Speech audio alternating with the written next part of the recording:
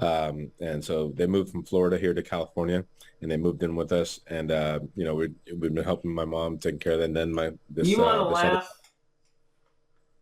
I have a tech guy on my team. He actually lives in Spain.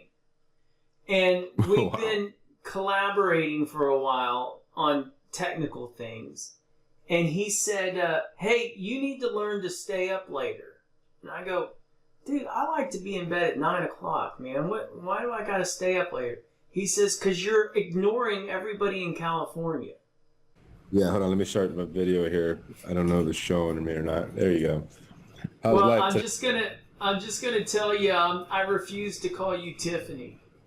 Oh yeah, that's Josue, man. My name's Josue.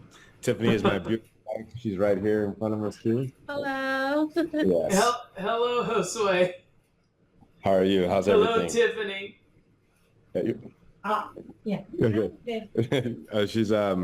She's always with me, man. She's always next to me. So, Well, yeah, man. I saw your video, one of your videos earlier, and it kind of hit me, with the thing you went through your brother and stuff like that, and myself and Tiffany, we've gone through some things too, and but then I saw, of course, what the basis is, and teaching people how to do this, and we could use the help, man. It seems like something that we probably could use because we just got our company, SOS Door and Glass, registered, which Tiffany is the technical owner of the company. But in the last couple of months, she's had some things we're trying to figure out. The doctors are trying to figure out, neurologists are trying to figure out what's going on with her right now, where she's had some lapses in cognitive health, so we're trying to figure those things out right now.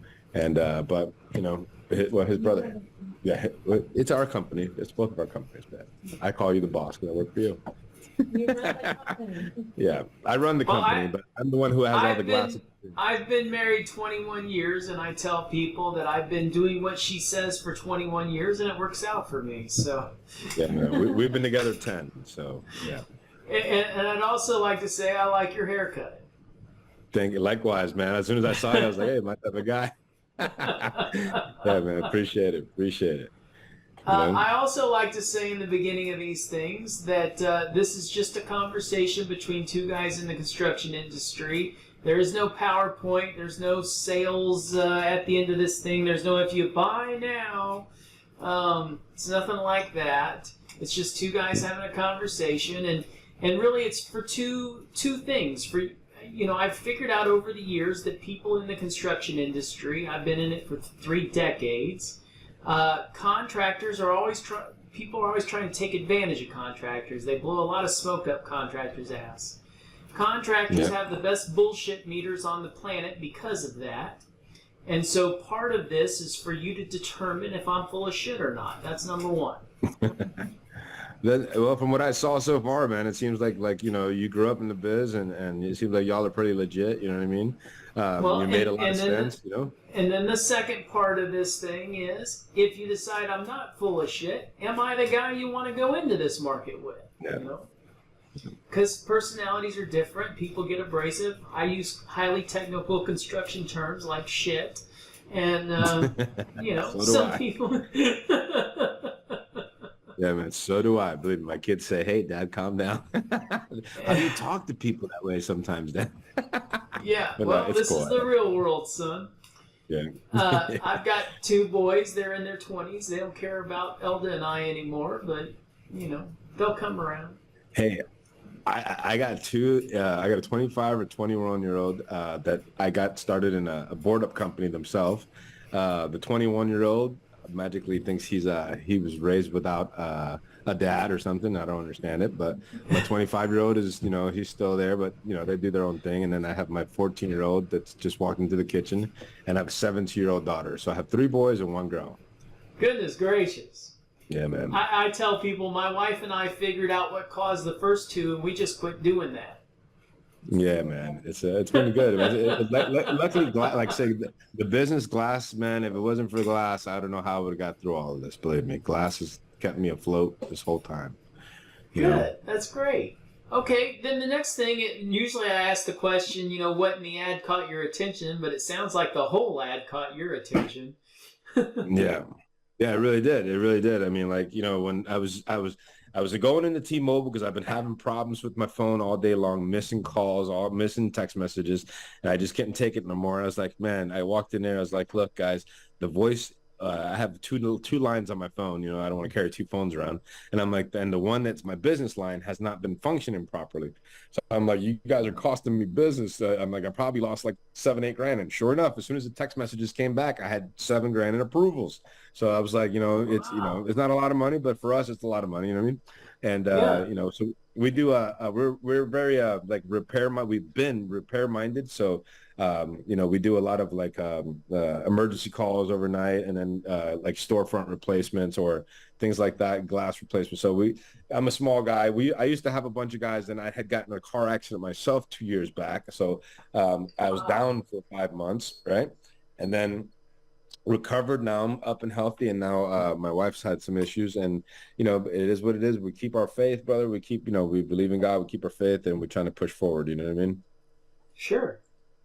Okay. And then the next question I ask usually is, after the ad, were there any other videos that you watched? So I don't necessarily repeat No, myself. I have not. I have not, because I was watching it while I was waiting for the T-Mobile people to call my name, and then they called my name, and I started dealing with them, and now I just got home. This boy just left. Okay. He leaves the refrigerator wide open. Look at this. Ashton, what is he doing? Sorry. That's okay. And then do you have time for this call? Plenty of time. I do, man. I do. I try to. Beb, can you close Yeah. that fridge over there, please? Yeah, we My try my to. wife's in Mexico for the week, and when she goes to Mexico and visits family for the week, I usually just stay at the office until I get tired. And a lot of people don't know this, but my house is 2 blocks from my office, and I walk back and forth every day. And Wow. so I usually just stay here until I get tired, and I go home, kick the cat, and go to bed. No, I hear you, man. Well, we're at my office. My office is my kitchen table, basically, and we do most of the stuff as custom ordered, and it gets delivered either to my clients, or we pick it up and take it to them. Okay, so with all that, now I think I've got a clear picture. I'm gonna give you a history lesson. Bet you didn't think you were gonna get a history lesson tonight. Well, I knew it was going to be a lesson. So, over time, I have noticed some things in my 3 decades of experience. We've done 1,000 federal contracts that generated $1 billion worth of revenue. My brother's accident happened. Then the article got written. We responded to the article. We got asked to speak on stage. And over the years, we've been speaking on stage. And people just on the other side of this whiteboard is that big room that you probably saw in one of the videos where we were bringing people in and training them. Then over the pandemic, one of my kids said something like, "You need to be on Facebook," and I went, "I don't know about Facebook. I'm not kind of a social media guy." And he said, "Look, you just hit this button, and now all of a sudden you'll have people to talk to." And I go, "Well, holy hell, that's interesting." Well, I've had a lot of these conversations, and I started to notice the same story happening over and over again. And what I was realizing was that it's not your fault. So let me tell my story, and let me tell you why I think it's not your fault. I'm not an economist. I'm not Alan Greenspan. This is just a guy's ideas as to what I'm seeing. The economy goes up, and it goes down. And it goes up, and it goes down, and it goes up, and it goes down. You don't necessarily know when it's happening in your area, the economy shifting, but you have a pretty good clue when it's going up, because all of a sudden your phone starts texting and you get these approvals and you get phone calls, and all of a sudden you get more phone calls, and when you start getting overbooked, what do you do to your price? Well, you got to go up a little bit. You're right. You're right. You go up a little bit, to figure out, to weed out weed out the jobs you really don't need to be doing. That's right. We all naturally do this. And we put out marketing and we do newsletters and whatever, and all of a sudden our phone's ringing more and more and more. You feel like Superman. Everything's awesome. That's good. More money. Then all of a sudden, it flips up over here and it starts going down. and you don't know why, but all of a sudden the next week you're not getting as many phone calls as you were. And you start going, well, holy hell, last week I was Superman. This week I didn't do anything different. And what I'm telling you is that what's happening over time, it's not your fault. The economy's pulling back, and that's what's happening to you. Mm-hmm. So the economy goes down, and if you stay in business long enough, it starts to swing up again, and you feel like Superman again, and things are going good, and it's like, hey, let's go make all we can. We raise our prices and that sort of thing. Well, the economy keeps doing what it's doing. These dips, what are they called? What do we call them? I call them recessions. We call them recessions. Do you know the greatest recession of all time in our country? I think we're getting ready to see it. Well, but do you know which one already happened? Well, in my life that I've been alive for, 2008. No, not in your lifetime. I'm talking about in our country. In 1929, I say country-wise is 1900, 1915, 1930, it was 1929. It was called the Great Depression. It was a stock market crash, and 9 out of 10 people in our country were out of work. The incoming president was Franklin Delano Roosevelt. And in 1933, he did something that had never been done before in our country.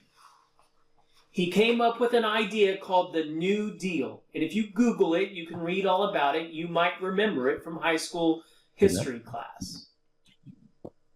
But it was called the New Deal. And what he did was he put a whole bunch of money and flooded the federal government construction market. He said, I want to build roads, bridges, and dams all across the country and put Americans back to work. And normally, prior to the New Deal, when the government bought construction goods and services, in the books, it was a cost. Hey, we bought something and it cost money. But the 1933 New Deal did something different. What it did was said that when we invest in infrastructure in our country, roads, bridges, and dams, that increases the value of our country. We got an asset for what we expensed.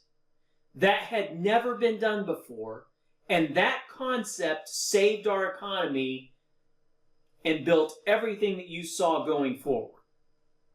Yeah, the I-10s, that was the infrastructure bills that created most of the highways here. That's right. It all started with the New Deal. Franklin Delano Roosevelt, 1933. I'm gonna look it up. Now, you started to talk about the last recession. What year was that? 2008. That's right. Who was the next president coming in? That was, I think, Bush. Or No. Was it Obama? It was Obama. Obama, yes, sir. Obama, my bad. Okay. Obama. Obama faced a big recession, didn't he? Yes. He tried to do what FDR did. He launched what was called the American Reinvestment and Recovery Act. He issued $150 billion worth of federal contracts. He put that budget into the marketplace for federal contractors. The problem was there was only 25,000 registered federal contractors, and 25,000 registered federal contractors cannot do $150 billion worth of work. That's impossible. And so $47 billion of the money that was set aside to help build up our economy got pulled back into the public fund because there weren't enough federal contractors to do the work. So if you don't spend it, it goes back. That's right. And so my dad and I, we started GCExperts in 2010 primarily to solve this problem. We're going to create more federal contractors so that the next time it happens, we'll have enough federal contractors to eat the pie. There's too much meat on the bone. You get it? Way, way too much meat. I'm trying to eat. Okay, now, flash forward 15 years later. Who's president? Who's the president now? Well, we got Biden. That's my only, I was going to tell you, that's the only federal contract that I've done I've actually worked for Biden himself, the Secret Service, when he came into town, and I put up the bulletproof glass at his hotel room. Yep. Look, people can say all they want about Slow Joe, but what I'm here to tell you is that Biden is doing the same thing that Obama did. He's doing the same thing that FDR did. Do you know what the act is called? The new one he just did. That's right. It's called the Infrastructure Act. Infrastructure. Okay? It's the same thing. He's issuing a whole bunch of infrastructure construction contracts to federal contractors. Okay? To the tune of $1 trillion or something. Okay? Yep. And what I'm here to tell you is that there are contractors in this world that are smarter than you. Would you agree with that? I would definitely agree with that. And what the smart guys are doing is when the economy goes up like this and it starts to dip, instead of falling in free fall with you, what they're doing is they're splitting off and doing federal contracts. And then when that economy comes over here, they might decide to do some of the commercial and residential stuff and ride the wave up, or they might just continue straight over doing federal contracts. But as the economy starts to dip again, what are they doing? It's staying afloat. That's what they're doing. They're going over and doing federal contracts. Okay? Look, our federal government owns 1 million buildings, whether it's the Bureau of Land Management, Bureau of Indian Affairs, National Park Service, National Forests, Army, Navy, Coast Guard, Marines, okay, the IRS, the FBI, the CIA, the Environmental Protection Agency. All these agencies own buildings. You and I can't change that. But all those buildings have construction needs and services. Our government's buying it to the tune of $1 billion a day. Okay? And what I'm telling you is that the smart contractors in this country, because look, you're a glass guy, all right? So most people in the construction industry will work for between $20 and $250 an hour. So, like, if Biden team calls you and says, we'll give you $250 an hour for 40 hours to come put some glass in, do you take that deal? Well, I charge them a little bit more than that, more like $1,500 an hour. But okay, $1,500 an hour. But would you agree that there's some contractors out there that are making $10,000 an hour, $50,000 an hour, $100,000 an hour? The problem is none of them are telling you how they're doing that, right? Yeah. I'm the guy that tells you. I'm the guy that tells you how to do that. Okay. You want me to show you? I'm right here, brother. I'm right here listening.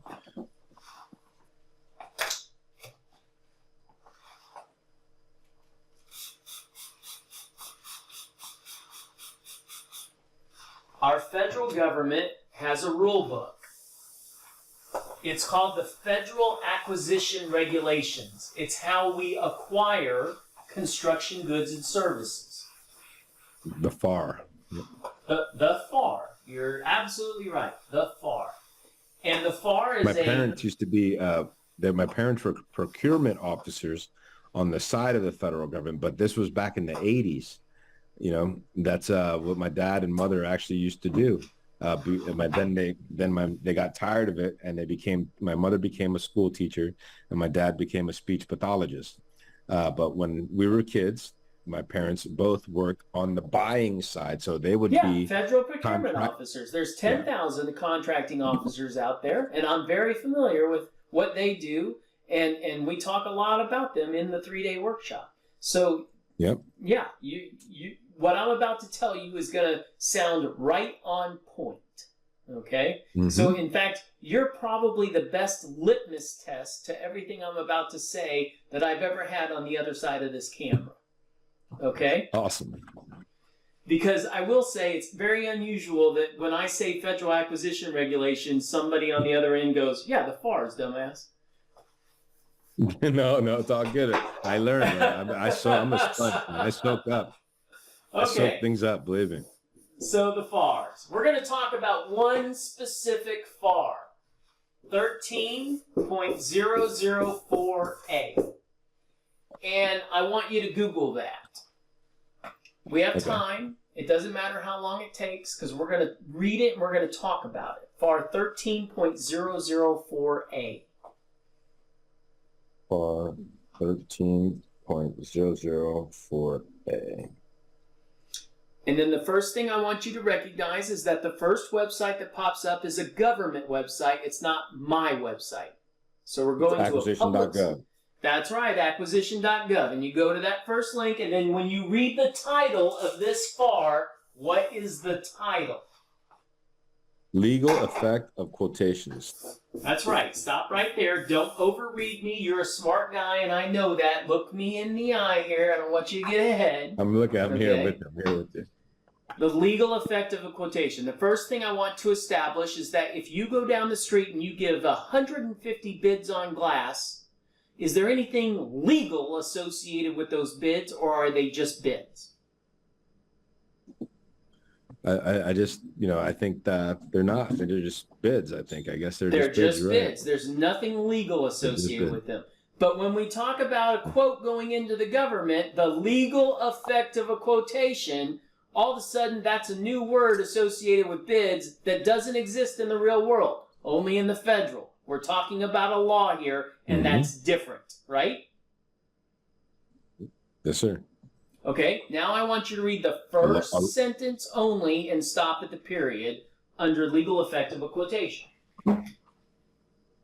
A quotation is not an offer and consequently cannot be accepted by the government to form binding contract.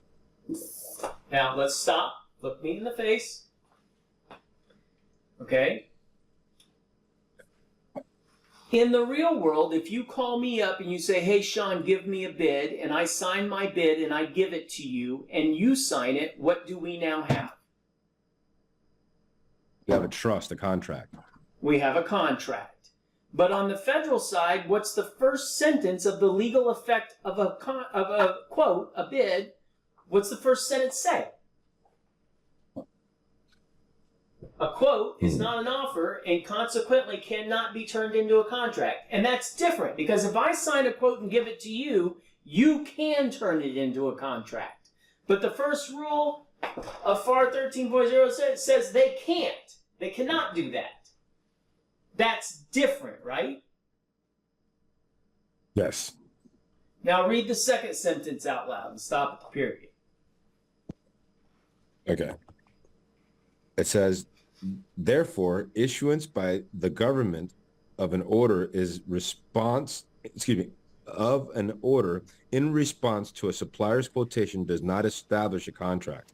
So what that says, look, this is legalese. It's written by attorneys in Congress, okay? But you and I are interpreting it on a Monday night. But what that really means is that our government understands that everybody in our government isn't perfect. And even though the first rule says a quote is not an offer and cannot be turned into a contract, they're concerned that someday somebody might make a mistake and take your quote and turn it into a contract, even though it says they're not supposed to do that.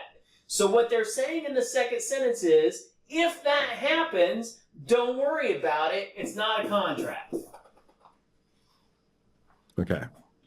Got it? Got it. Now read the rest of the... It has to go through a process. We're about to learn that process. It has to go through a process. We're about to learn that process. Okay? So read the rest of that paragraph out loud to me. Okay. It says, the order is an offer by the government to the supplier to buy certain supplies or services upon specified terms and conditions. A contract is established when the supplier accepts the offer. Okay, so what they're describing is what a contracting officer has to do to take a quote and turn it actually into a contract.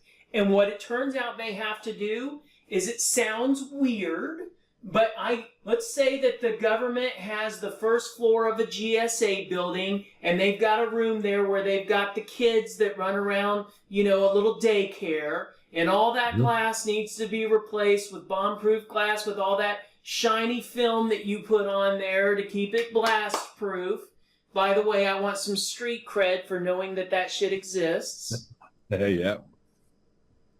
You Not too giving many that people to know me? about it, man. Yeah, that is good. Uh, I give it to you. Not too many people know. Okay. So that's what the job is. And I come along and I bid it and I turn it in for $100,000 to replace that glass and put that fancy film on there. Okay. And then they can't turn my bid into a contract, can they? Not yet. No, I guess not. What they have to do is they have to offer it back to me. So what that looks like in the real world is I bid it for 100 grand. They come back and they say, "Hey, Sean, we got your bid. Would you please accept it?" It's weird, but that's how that has to work. Understood. When they do that, I have four options. Four. Number one, I can accept. Number two, I can withdraw. Number three, I can negotiate. And number four, I can stall for more time. Now understand that our federal government has a lot of shit going on all around the country all the time. They need stuff built, they need to spend money. If they don't spend it, they don't get it for the next year. So when I come along and I turn that bid in, and they come around and they say, "Hey Sean, we're going to offer this bid back to you," of the four options, which one are they trying to get me to do? They're trying to get you to accept first, or That's at right. least negotiate. Stop right there. That's what they're trying to do. They're trying to get me to accept, because the moment I accept, we have a contract, the money's been allocated, it's my baby now, and they can move on to the 10 behind it. Right? Mm-hmm. Yes, sir. Okay. Now, when they call me and try, I know they're trying to get me to accept, but I don't accept. What I do is I stall. I say, "I'm sorry, I Okay. wasn't expecting your call. Can I call you back in 24 to 48 hours? Okay. And that just gets them right off the phone, doesn't it? It usually does. I would say. I use that technique now with certain things. That's right. "I'm sorry, I wasn't expecting your call. Can I call you back in 24 to 48 hours? That gets them right off the phone, which is what I want. Now what I'm doing is I'm calling you.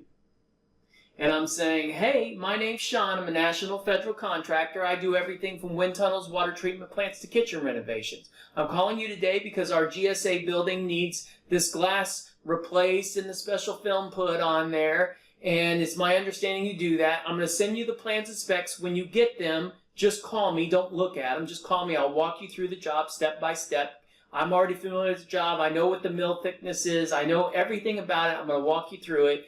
And then after you get that, you call me, and then I say, "Hey, based on what you're seeing, just give me a price off the cuff that if I called you up 90 days from today and said, 'Hey, man, we got the job,' that we'd be close enough to negotiate something that makes sense for both of us. I don't want you to go out there and measure every single... Just tell me based on what we just looked." So under this hypothetical situation, give me a hypothetical number right now, how much to do the job. Okay. Tell me. That's possible. Highly possible. You're talking about, possibly for the film and everything and glass included, somewhere about If this is 175 square hypothetical. foot. Okay, just what? Tell me a number. We're role playing 175 here. a square foot. 175 a square foot. No, tell me a number for the whole job. I'm not going to hold you to it. It's a hypothetical let's situation. say 250,000. Okay, so I turned my bid in for 100 grand. This guy's telling me it's going to cost $250,000 to do it. Clearly, I messed up. I call the government up and I withdraw my bid. "I'm sorry, we're too busy to take the job right now. You have to go on to the next guy. No harm, no foul. See you on the next one." Give me another hypothetical number.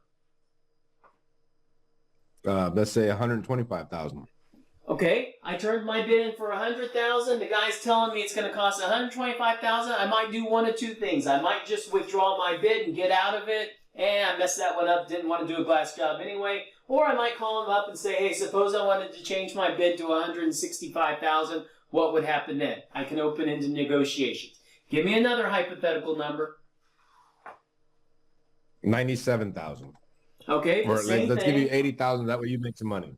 Okay, That way you 80,000. make I some call money. him up. I accept. I make $20,000, and you do all the work, and I just made 20 grand in a couple of phone calls. But you're not giving me the other number, which is sometimes it's 50,000, and I call, I accept, I make 50 grand, you get another job, and I made all the money in a couple of hours of work. But here's what you need to understand. Am I at any risk for any bid I ever turn into the federal government? You're always at risk. Are you out of your mind? Can they turn my bid into a contract? No, what do you mean? Can they turn my bid into a contract? No. Is one of my options that I can withdraw? Is one of my options that I can withdraw every bid I ever turn in?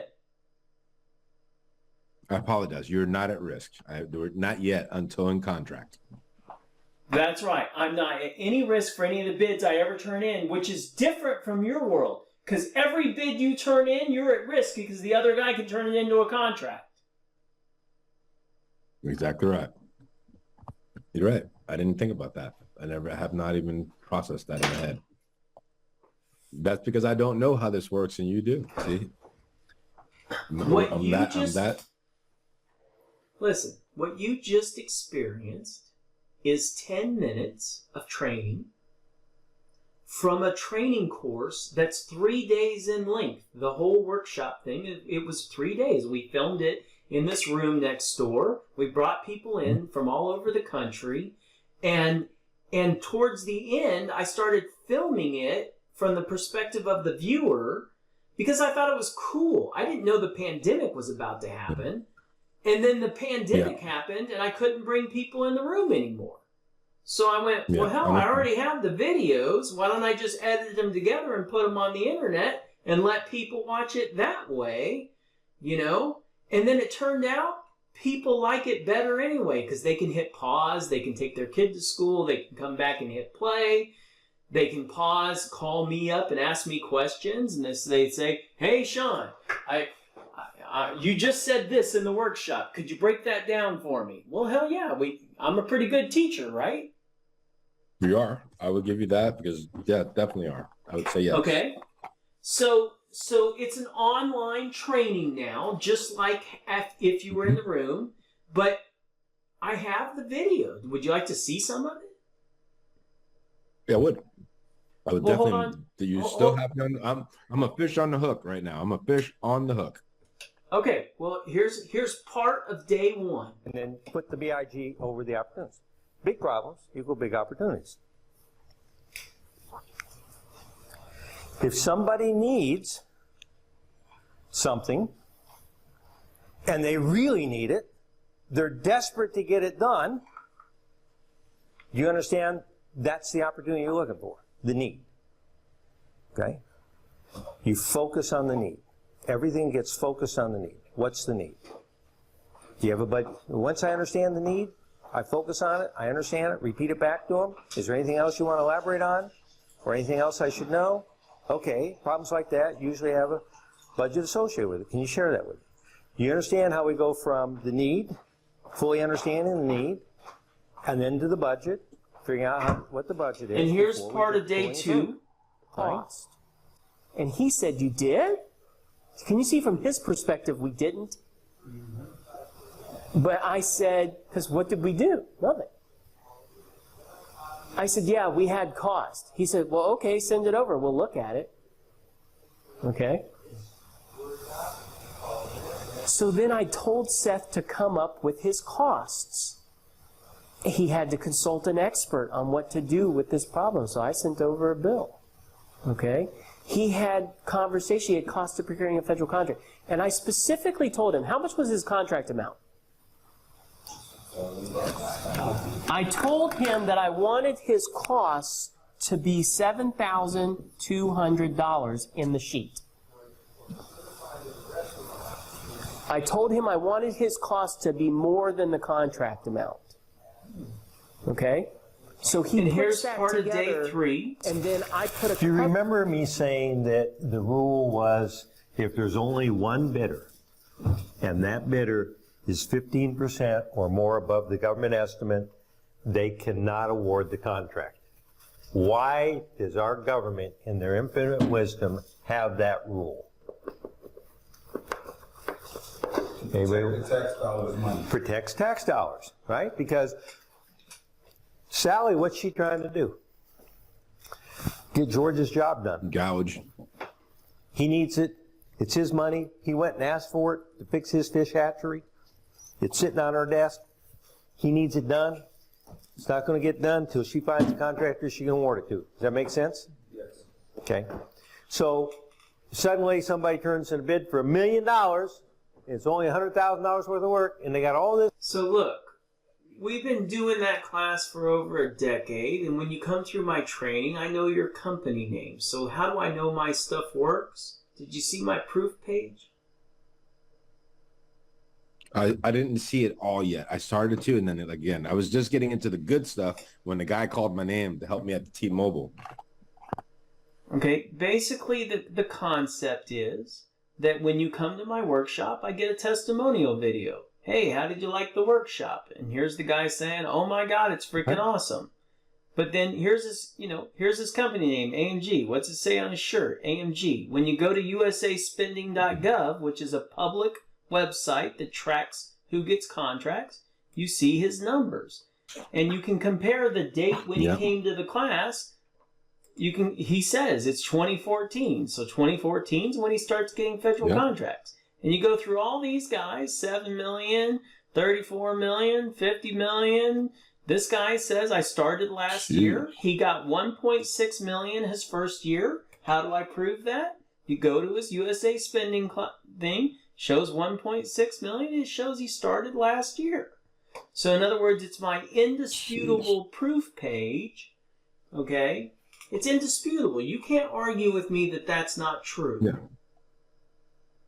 Yeah, you're not making millionaires. $1 million companies. Okay? I agree. You can't dispute that. You can't dispute that. Those are the facts.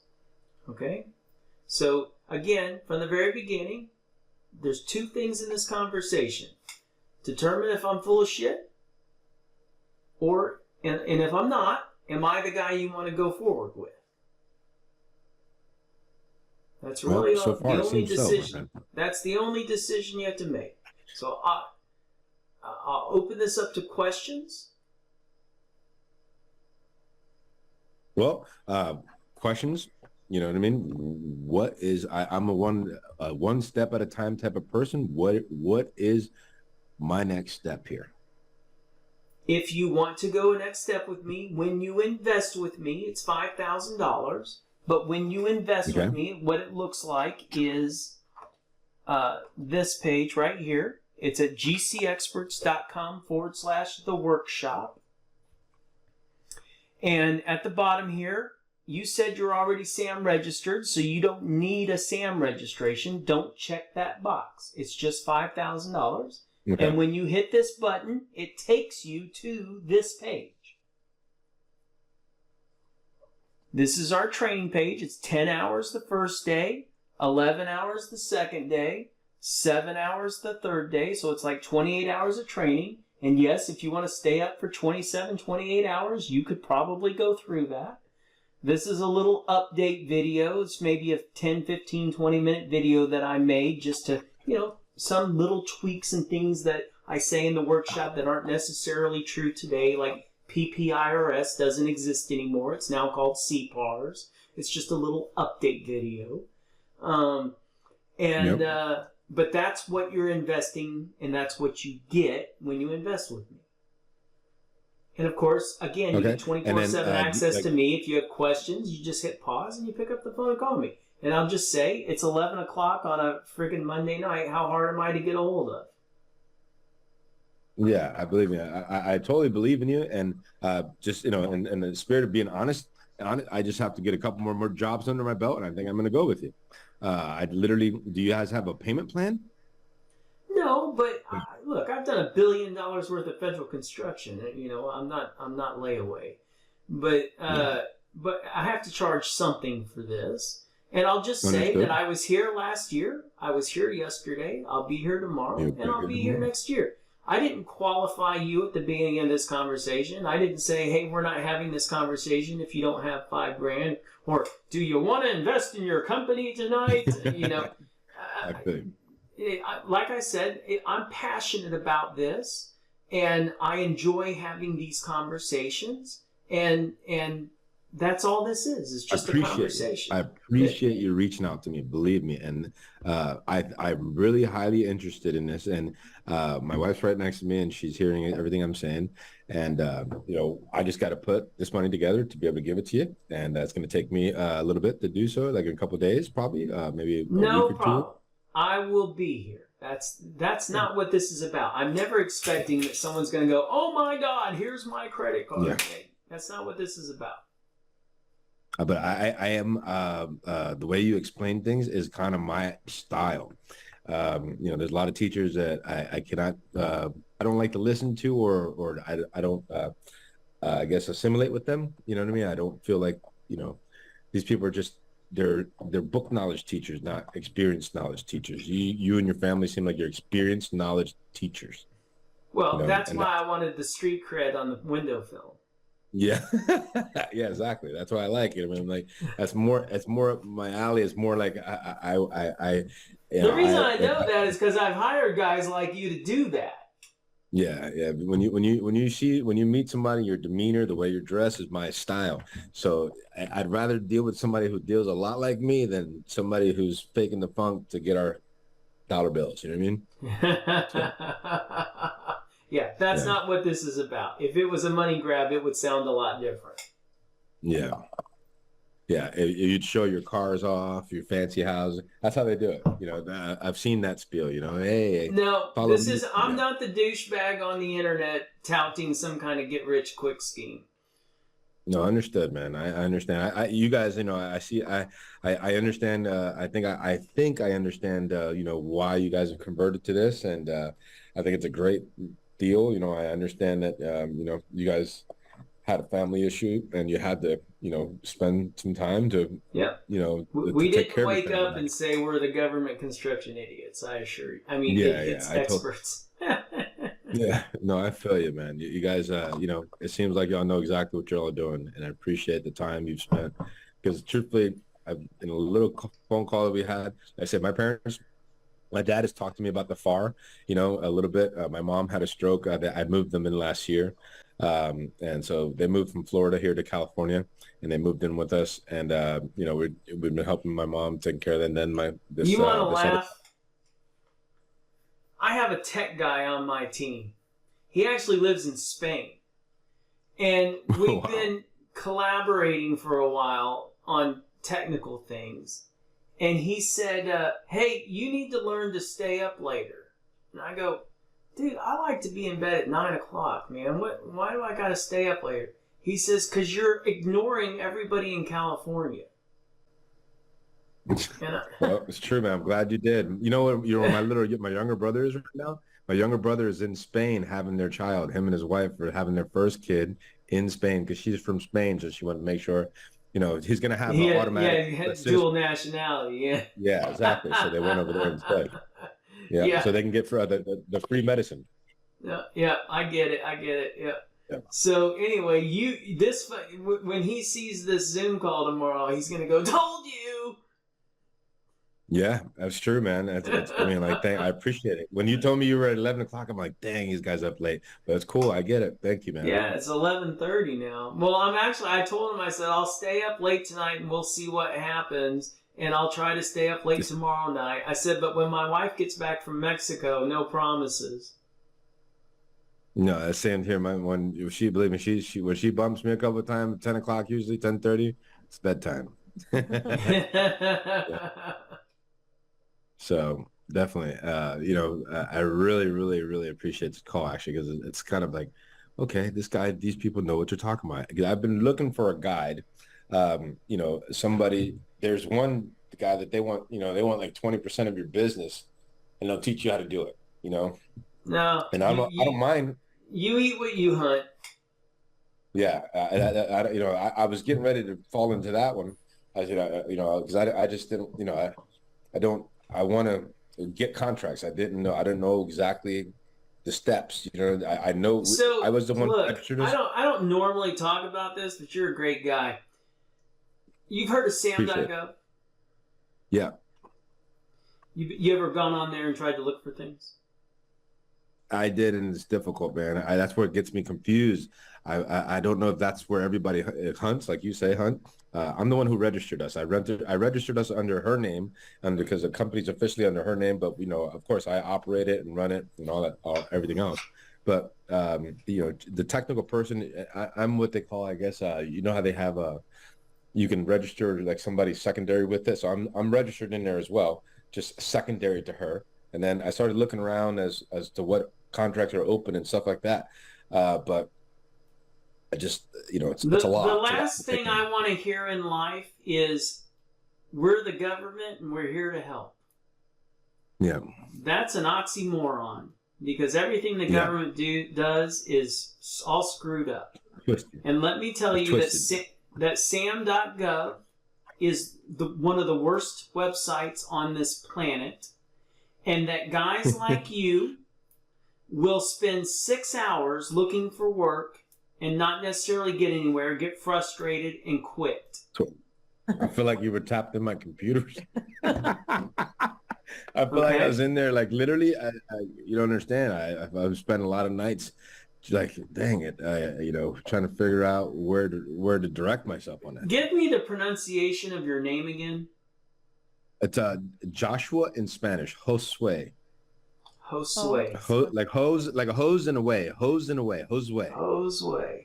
All right, Josue. Yeah, Josue. Hose in a way. That's the easiest way to remember. If hose I keep in a fucking way. it up, Josue. you just keep saying it many times. That's Josue. cool. Hey, pretty soon you're not going to say, no way, Jose. You're going to say, no way, Josue. No way, Josue. All right. I'll take your word for it. Now listen to me carefully. I invested $250,000, $250,000 building my own website so that I never have to go to sam.gov. Nice. Would you like to see what I got? Would you like to see what I got for $250,000? I call it Bid Tracker. Bid Tracker? Yep, and because I'm on camera, it's not logged in. Hold on. Because I'm trying to show off my toy. I invented what you're about to see. This is all the federal government procurements that are available in the next 30 days. Okay? Construction related or everything? Construction related. Oh, and it actually has a timeline on it. Yes, it does. They're sorted by date on the right-hand side. It's a 30-day look ahead. It's always a moving 30-day look ahead. So what's on here today won't be on here tomorrow because that's a date that's due in the past. You can't bid a job that was due yesterday. Yep. Okay. It's 50 solicitations per page. Right now it's 14 pages long, so that's over 500 jobs. Over 600 So is this jobs. part of the program? We'll talk about that. Or We'll talk about it. Hold on. we got an add-on. I like it. Okay. I like it. Now, you know how you were looking for jobs? Here they all are. But if you want to see what's in the job, you just click sync. Sync. Sync. How long did that take me, Josue? Seconds, bro. Seconds. What does the word sync mean, Josue? To attach together, to mend, to... That's right. So what do you think is happening in the background? So you're going to be comparing probably. No, I'm syncing the job files. I'm syncing the job files to my computer by clicking sync. Mm-hmm. Okay. The files that I need to bid the And job. does it automatically help you set up your estimate with it? No, but watch what it does do. Because do I care what my estimate is? Not yet, I guess. Not yet. Can they take my bid and turn it into a contract? No. Do I care what my estimate is? No. No, I do not. So I clicked sync on all those jobs. In the background, what's happening is it's syncing to my computer. So these are jobs that are due on the 13th. These are jobs that are due on the 16th. Oh my God, it's syncing more files. okay, because it's happening in the background. In Los When- Angeles? Yeah, this is When all you- over. This is federal. When you go in to a, so look, this is your bid schedule. These are the jobs due on this day. These are the jobs due on this day. This is your bid schedule. Okay?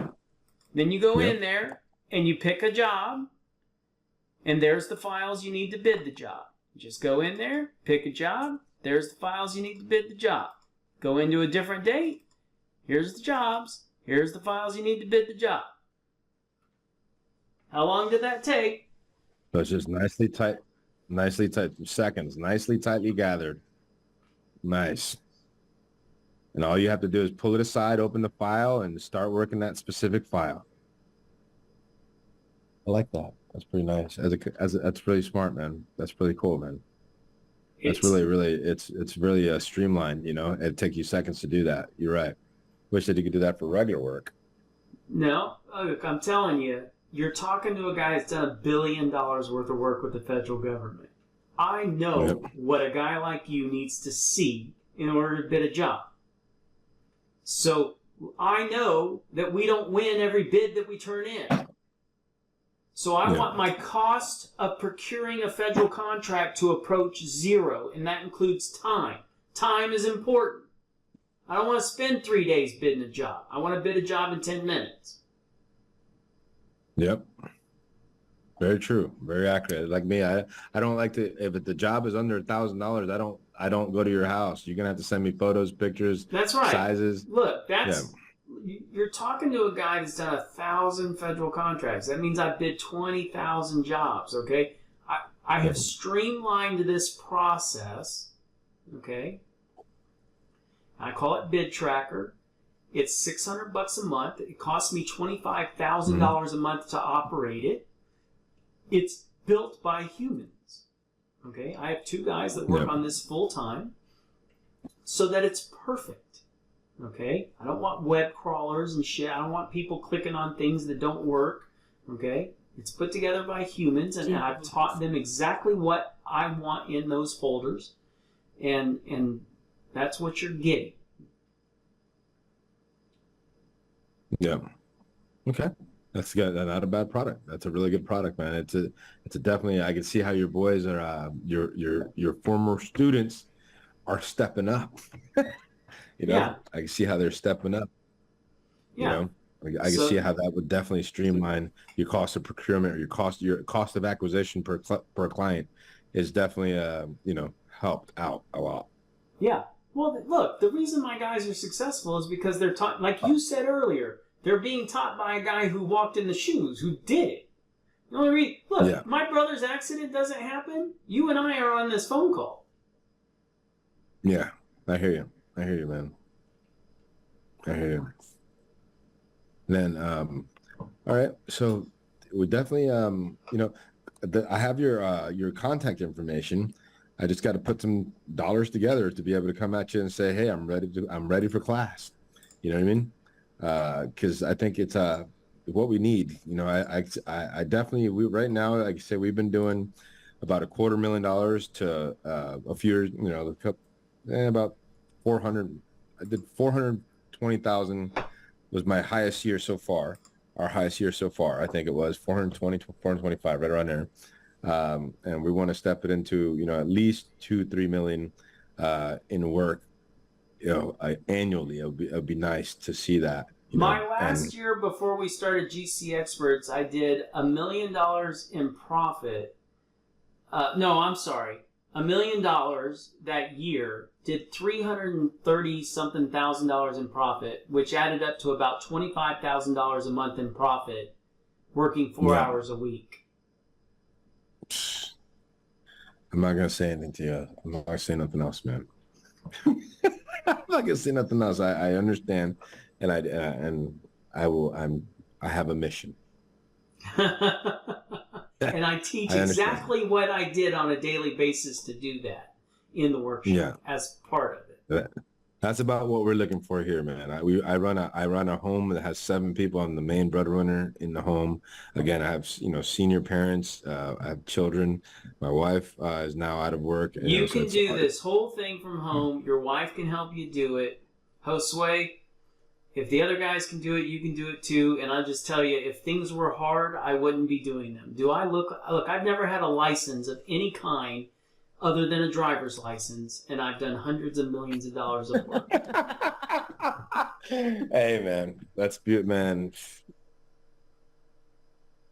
Things have been working out. I've been telling her, like, I swear, like, things have been falling in place, not to worry about things. You're going to fall in place. I don't know how I came across your site today, brother. But I always get good feelings about things, and good things happen for a reason for us. You know, I usually don't lose. I usually, we win a lot. We're as much stress as people think we have, we usually come out on top, and I think you're part of that ladder. You know what I mean? You're part of that ladder, brother. Okay, and I'm here for you, man. Yeah, so we'll be talking to a few, and I'm going to be reviewing some of your videos that you sent and your stuff that you did. Just consider this the beginning of a long-term conversation. Yes, bro. Yes, sir. Yes, sir. Yes, sir. Thank you, man. I really appreciate it. And one more time, your name again? Sean. Sean. Like Sean Connery. I don't have something as cool as No Way, Josue, but Sean Connery, the original James Bond, I was named after him. Nice. James Bond's one of my favorite guys. I love the spy movies. That's my deal. I love spy movies. He does. He really does. Yeah, it's my thing, but if you catch any kind of, my daughter says, Dad, she was like, this is how you pick a movie. It's got to be a cool gun on the cover. This is how you pick a movie. And she goes, that's the only way you pick a movie. That's it. She goes, you don't care what the name is or nothing, as long as it's cool gun on the cover. My wife makes fun of me because I like romantic comedies, and I always cry at the end, and she calls me a sissy. Yeah, that's my wife. My wife is a romantic comedy girl. Yeah, I love all of them. Love Actually is my favorite movie. Come on. Yeah. So, exactly the. So Sean, again, thank you so much. It's Tiffany, my wife. Thank you. Yes, of course. And we'll be speaking soon. I know it's late over there, man. Get some rest. All right. Thank you, sir. Thank you very much.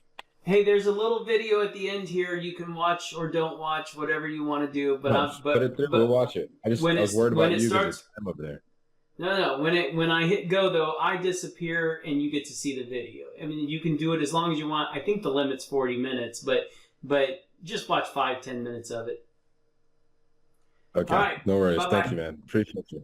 Was right. that the government already knew, because it had bid last year, what this number was. So he was afraid that, because they told me to only make 10%. So I said, well, you just listen carefully how I address your fears. So I said, all I want you to do is you get everybody on the phone, and then you tell Nancy Davis, hey, listen, I brought my consulting estimator, he's an expert at this, into the conversation to handle negotiation, because he does this professionally, much better than I do. And then you keep your mouth shut. Now, if I ask you a specific